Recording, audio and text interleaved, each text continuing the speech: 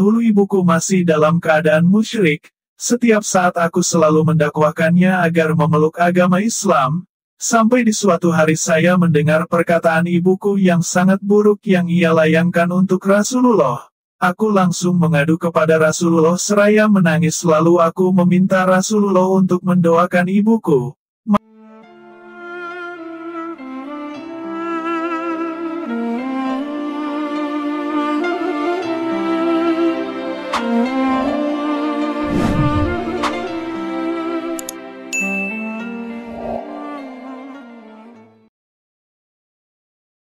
Assalamualaikum warahmatullahi wabarakatuh. Sebelum melanjutkan kisah tentang sahabat Nabi Muhammad SAW, jangan lupa untuk klik tombol subscribe, like, dan berikan komentar kalian tentang cerita ataupun kisah para sahabat Rasulullah yang saya kaji dari artikel kisah sahabat Nabi. Kemungkinan banyak kurang atau tidak sepemahaman sekiranya kita dapat memperbaiki bersama dengan cara kalian komentar di video kali ini. Dan tidak berlama-lama lagi yuk kita lanjutkan videonya, saksikan sampai habis ya agar dapat memahami isi video ini. Seluk-beluk nama Abu Hurairah. Abdurrahman bin Sakhr merupakan nama asli dari sahabat yang akrab kita dengar dengan Abu Hurairah. Beliau dipanggil Abu Hurairah karena di waktu kecil ia diperintahkan untuk mengembala beberapa ekor kambing milik keluarganya. Di sela-sela ia mengembala kambing, Abu Hurairah selalu bermain dengan kucing kecilnya. Di saat siang hari dan jika malam sudah tiba, kucing tersebut diletakkan di atas pohon, lalu Abu Hurairah pulang ke rumahnya. Kebiasaan ini berjalan terus, sampai teman sebayanya memanggilnya dengan Abu Hurairah, yang berarti si pemilik kucing kecil. Tempat asal Abu Hurairah. Abu Hurairah seorang sahabat yang lahir di daerah Ad-Daus Yaman, daerah yang mulanya selalu menentang risalah kenabian Muhammad SAW, sampai datanglah seorang sahabat, bernama Tufail bin Amru Ad-Dausi, radhiyallahu anhu yang pernah bertemu Nabi Muhammad SAW, dan mengikrarkan Islamnya sebelum hijrahnya Nabi SAW ke Madinah. Tufail bin Amru Ad-Dausi yang mendakwahkan Islam kepada kaumnya Ad-Daus. Namun tidak ada dari kota Ad-Daus yang menerima Islam kecuali satu orang yaitu Abu Hurairah radhiyallahu anhu. Pada awal tahun ke-7 Hijriah di umurnya yang ke-26, tekad Abu Hurairah radhiyallahu anhu untuk hijrah dari negerinya menuju Rasulullah SAW telah bulat. Dengan perbekalan yang seadanya tak membuat Abu Hurairah radhiyallahu anhu mundur, bahkan ia pernah bersyair saat tiba di Madinah. Wahai malam yang panjang serta melelahkan, namun saat itulah aku terselamatkan dari negeri kafir. Tetapi tibanya beliau di malam itu tidak dapat disambut dengan Rasulullah dan para sahabat besar karena mereka semua sedang berada di medan perang Khaybar. Sampailah waktu subuh, kemudian para sahabat berkumpul untuk melaksanakan salat subuh yang dipimpin oleh Sibab bin Urfutoh radhiyallahu anhu yang telah ditunjuk oleh Rasulullah menjadi imam kala Rasulullah SAW berperang saat itu. Setelah salat subuh selesai tak lama terdengar suara-suara yang menandakan tibanya tentara kaum muslimin berserta panglimanya yaitu Rasulullah SAW. Sebagaimana biasanya Rasulullah langsung menuju masjid salat 2 rakaat dan menemui beberapa sahabat. Kemudian dilihatlah oleh Rasulullah SAW seseorang yang mempunyai kulit agak gelap, lebar pundaknya serta memiliki celah di antara 2 gigi depannya dan langsung membayat Rasulullah. Kemudian, Rasulullah SAW mengatakan, "Dari mana engkau?" Abu Hurairah menjawab, "Aku berasal dari Ad-Daus." Rasulullah mengatakan, "Sungguh aku dulu tidak menyangka ada kebaikan di Daus." Hadis riwayat Ibnu Sa'ad dan Abi Dawud at-Tayalisi. Kehidupan awal di Madinah. Abu Hurairah yang merupakan tamu baru di kota Madinah, juga dikenal pada saat itu seorang sahabat yang sangat miskin. Keputusan ia berhijrah dari Yaman ke tanah Madinah membuatnya kehilangan harta-harta yang ia miliki di Yaman. Namun, Kaum muslimin saat itu telah menyediakan tempat untuk tamu Allah yang tidak mempunyai harta dan keluarga. Mereka akan ditempatkan di masjid, seraya belajar Islam kepada Rasulullah Shallallahu Alaihi Wasallam. Ahlus Suffah merupakan sebutan untuk mereka para penghuni Masjid Nabawi saat itu, dan sahabat Abu Hurairah merupakan orang yang paling faqih di antara Ahlus Suffah yang lain, karena jarangnya ia absen dalam mendengarkan Rasulullah saat menyampaikan pelajaran. Para Ahlus Suffah mendapatkan makanan jika Rasulullah mendapatkan makanan, dan mereka juga tak makan jika keluarga Rasulullah tak makan maka laparnya. Ahlus Suffah berarti laparnya Rasulullah serta keluarganya Shallallahu Alaihi Wasallam. Kemiskinan Abu Hurairah. Abu Hurairah merupakan seorang sahabat yang sangat sabar dengan apa yang Allah timpahkan. Kemiskinannya membuat benar-benar ia tak asing lagi dengan rasa lapar yang selalu hadir hampir di setiap harinya. Ia tak asing dengan batu yang selalu mengikat perutnya. Bahkan ia pernah mengatakan, "Aku pernah merasakan lapar sampai aku ingin pingsan.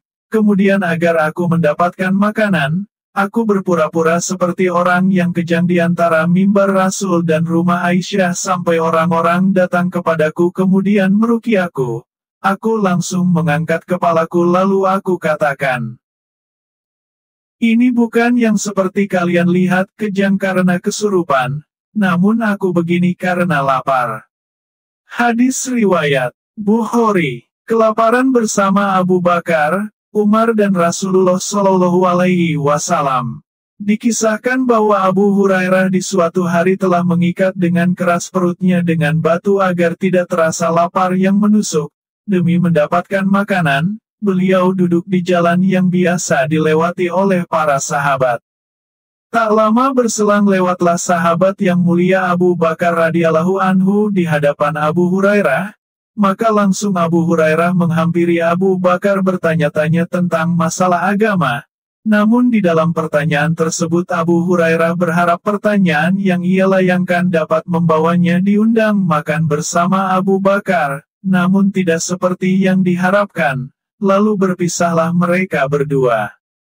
Kemudian lewatlah Al-Faruq Umar bin Khattab radhiyallahu anhu, maka Abu Hurairah radhiyallahu anhu melakukan apa yang ia lakukan bersama Abu Bakar dengan harapan yang sama, namun tidak juga seperti yang diharapkan.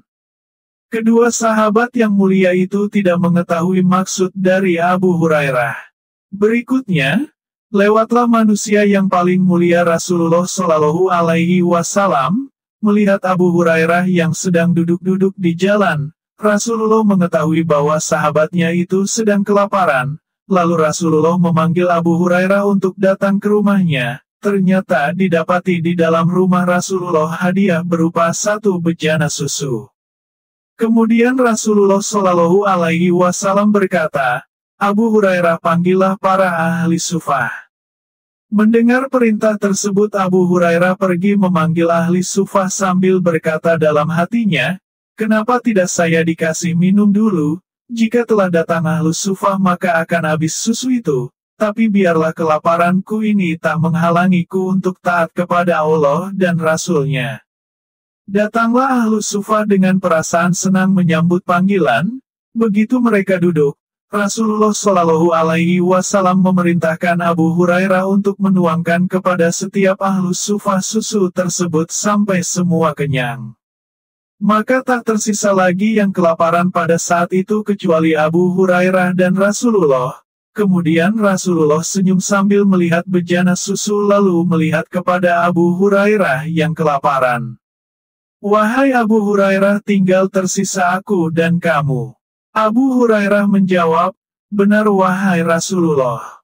Rasulullah berkata, "Minumlah." Abu Hurairah berkata, "Dan aku pun langsung meminumnya, dan tidaklah Rasulullah memerintahkanku untuk terus meminum susu tersebut sampai aku tidak mendapatkan ruang kosong dalam lambungku.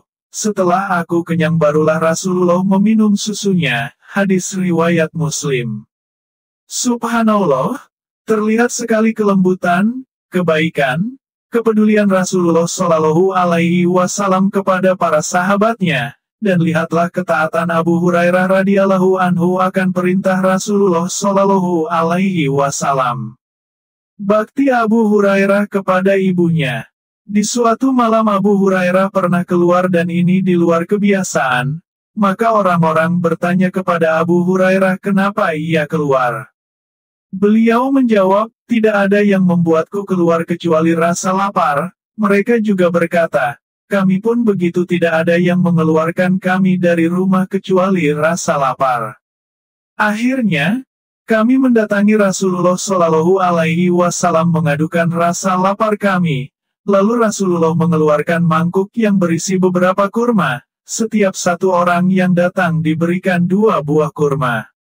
Rasulullah mengatakan, makan 2 buah kurma ini dan perbanyaklah minum air. Ini akan mencukupimu untuk hari ini. Maka aku pun memakan 1 buah kurma dan sisanya aku simpan. Rasulullah mengatakan, untuk apa kau simpan kurmamu? Bukankah kau sangat lapar? Aku simpan ini untuk ibuku. Lalu Rasulullah berkata, makanlah, nanti ku berikan tambahan untuk ibumu. Tabakat Ibnu Sa'ad, 4/328-329. Kisah masuk Islamnya Ibunda Abu Hurairah. Abu Hurairah pernah bercerita, dahulu ibuku masih dalam keadaan musyrik, setiap saat aku selalu mendakwahkannya agar memeluk agama Islam, sampai di suatu hari saya mendengar perkataan ibuku yang sangat buruk yang ia layangkan untuk Rasulullah. Aku langsung mengadu kepada Rasulullah seraya menangis lalu aku meminta Rasulullah untuk mendoakan ibuku. Maka Rasulullah berkata, ya Allah berikanlah hidayah kepada ibunda Abu Hurairah. Maka setelah Rasulullah Shallallahu Alaihi Wasallam mendoakan ibuku, aku kembali ke rumah ingin mendakwahinya lagi dan mengabarkan bahwa ia telah didoakan Rasulullah Shallallahu Alaihi Wasallam. Namun setibanya aku di rumah, pintu rumahku terbuka, aku mendengar suara gemercik air, lalu saat aku ingin masuk, terdengar suara ibuku berkata, janganlah kau masuk. Kemudian keluar ibuku yang telah memakai penutup kepala dan tubuhnya seraya mengatakan, ya, ibuku mengucapkan kalimat syahadat, ibuku menjadi seorang muslimah. Aku langsung lari kembali kepada Rasulullah seraya menangis kegirangan layaknya aku menangis tadi karena kesedihan. Aku kabarkan kabar gembira ini kepada Rasulullah, lalu ia berdoa. Ya Allah jadikanlah hambamu ini, Abu Hurairah, dan ibunya orang yang dicintai oleh kaum mukminin, dan ia berdua juga cinta kepada kaum mukminin. 5. Hari Muslim. Semangatnya Abu Hurairah akan ilmu. Sahabat yang mulia ini terkenal sebagai sahabat yang banyak meriwayatkan hadis. Tercatat sekitar lebih dari 5.000 hadis yang diriwayatkan lewat jalurnya. Memang semangatnya Abu Hurairah dalam ilmu hadis telah diketahui oleh Rasulullah seperti di dalam hadis. Abu Hurairah pernah bertanya kepada Rasulullah, siapa yang paling senang dapat syafaatmu nanti wahai Rasulullah? Rasulullah mengatakan, sudah kuduga bahwa engkau yang akan menanyakan hal ini wahai Abu Hurairah saat aku melihat semangat atas hadis. Hadis riwayat Bukhari. Diriwayatkan bahwa beliau pernah berkata, aku membagi malamku 3 bagian pertama untuk membaca Al-Quran, sebagian lain untuk tidur, sebagian lagi untuk mengulang hafalan hadisku. Tarikh Dimasik, 67/362. Akhir hayat Abu Hurairah. Sahabat yang mulia ini diberikan umur yang panjang oleh Allah Ta'ala diriwayatkan bahwa beliau wafat di umur 78 tahun. Maka jarak dari wafatnya Rasulullah Shallallahu Alaihi Wasallam dengan wafatnya Abu Hurairah sekitar 47 tahun. Oleh karena itu beliau sangat sering mengajarkan umat dan banyak meriwayatkan hadis. Diriwayatkan dari Nafi, rahimakumullah bahwa saat Abu Hurairah wafat aku dan Ibnu Umar radhiyallahu anhu ikut mengiringi jenazah. Dan Ibnu Umar radhiyallahu anhu tak lepas mendoakan Abu Hurairah lalu ia berkata, Orang ini adalah orang yang paling hafal hadis Rasulullah Shallallahu alaihi wasallam. Tabakat Ibnu Sa'ad 4/253.